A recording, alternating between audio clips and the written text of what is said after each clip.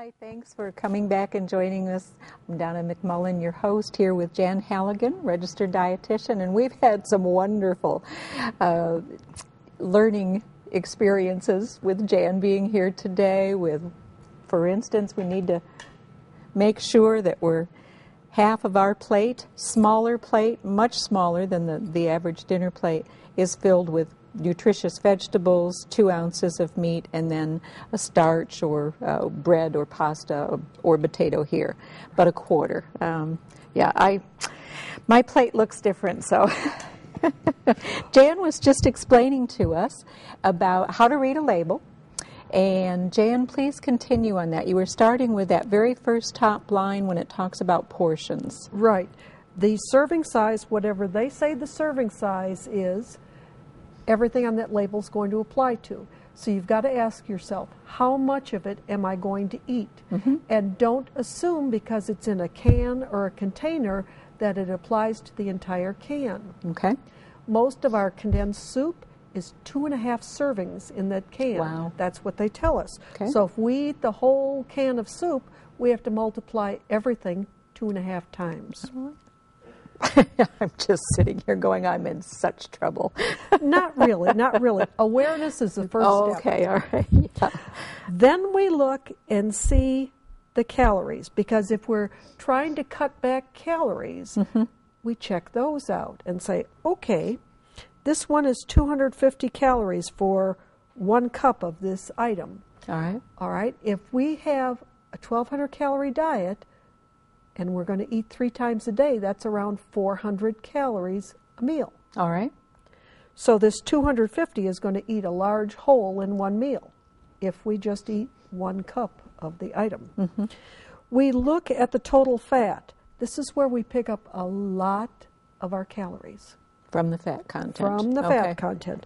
This has got 12 grams of fat. So what that means, for every 5 grams of fat, that is 45 calories. Oh, my goodness. Yes. Oh, my goodness. Okay. Just from the fat alone, not from the whole product, just from the fat. Just from the fat. All right. So I would look at this and say, well, that's a good 100 calories out of that 250 coming from fat. I think I could do better for myself and eat something with less fat in it. Okay. And get more product, because 1 cup of anything is not going to fill me up. Right. And that's what we have to be realistic about. During the break, you were explaining to me, I was saying, when someone starts really getting involved and focused and reading all the nutritional facts and trying to adapt eating more healthily and reading the labels to find out the fat content, the sugar content, the calorie content, that at the very beginning of all of this, is there a time frame, for instance, does your stomach need to shrink? I've heard that over the years, and you were explaining that if you're still hungry, it takes about 20 minutes from the time you start shoveling food in your mouth, yes. as some of us do when we're in a hurry. From the time you start eating, about 20 minutes before your brain finally gets the message to say, hey, that's it, stop, I'm full.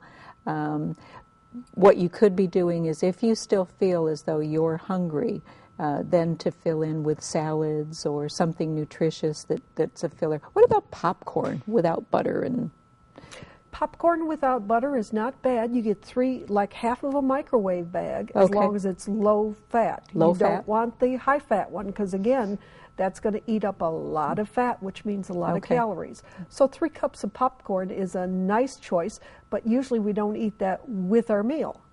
With a regular meal, you can fill in with some fresh veggies. Okay. You can add more veggies to your plate, the carrots, the celery, if you like those. A salad with a low-fat dressing is wonderful, and throw in some cucumbers, throw in some tomatoes, and just enjoy. Enjoy it. Okay. And fruit? Anything in fruit that you have to, that are high-calorie fruits, or that you maybe want to stay a little bit away from, or eat sparingly? Eat sparingly of your banana, unfortunately. Really? Yes. Why am I eating 2 a day? All right. When I talked about 1 serving of fruit, beside your plate, that's half of a banana. Oh my goodness, okay. So when you eat one banana, you've got 2 servings of fruits, and you get 1. If you're looking to feel a little fuller, eat a piece of fresh fruit rather than canned, because that fresh fruit is going to take you a little bit longer to eat it, and it's going to have the seeds, the peel, the skin, so you're going to have more fiber, which is going to help you feel fuller longer. Okay. And then there's some ever popular free foods like sugar-free Jell-O, sugar-free popsicles. I drink. Oh, okay. That's good to know. Fruit-flavored waters. All of these are free. And drinking water with your meal will help you feel full. Feel fuller. Sure. All right. During this time of changing from old behaviors. And we hope we can change these old behaviors. So you were talking also earlier about how you tend to retain this weight. That of course, the older you get, if your metabolism is slowing down. That's correct. It slows down 5% every 10 years after the age of 35. Oh my goodness! I'm learning so much today. I'm in trouble. No, not necessarily. What that means is you've got to speed back up. That means is we don't give ourselves the break of, well, I'm getting older now, so I guess I'm not going to, and then fill in the blank of what I'm not going to. Yep. So at the hospital, and I am a mature adult. Right. That's there good. With you. Yes. Okay, so I walk up the stairs instead of taking the elevator. At the grocery store, I park farther out and walk a little farther. I make opportunities to be more active. Active, right. And they can be that. I mean, but it is probably a real good idea to get your cardio going and all of that. Treadmill when the weather's not conducive to getting outside and walking. And as long as no one peeks in my windows at home, I dance to the videos. There you go. All right. Well, all these Wiis that are out there, they look like so much fun. And the Zumba, I've tried that. That's a great cardio. And I know that they're starting more classes here in the Mountain Home area. So right. Anything you can do to increase your activity, 30 minutes a day, 5 days a week, is going to help you speed your metabolism, so you're going to burn more calories overall. Okay. And if you can build up some muscle mass, muscles burn calories all the time, even when they're resting. Even when they're resting. Now, the 1,200 calories a day that's recommended for women, and is it 1,500 for the gentleman? Yes. About 1,500 for the gentleman.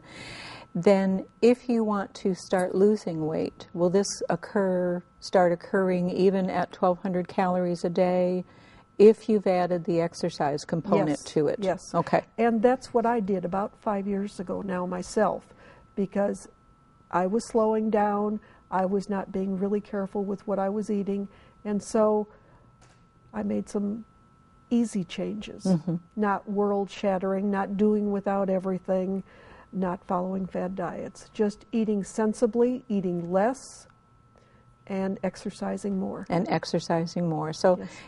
and maybe for those things that you just absolutely love, I eat some. Little moderation goes a long way. Yes. Yeah. And if I'm going to eat half a slice of the very fancy cake, then maybe I'm leaving that starch off my plate. For that particular. Yes. So a nice trade-off. Yes. Yeah. Yes. Not something you'd want to do all the time by any means, but no. But certainly an intelligent trade-off. So. I refuse to do without my favorite foods. And we shouldn't. We shouldn't. So, well, Jan, I want to thank you so much for joining us today. I know you've been a wonderful wealth of knowledge for our viewers. We've learned so much. I know I certainly have, and now I'm going to be reading all those labels. Thanks for joining us. We'll see you again next week for BRMC's Healthy Connections.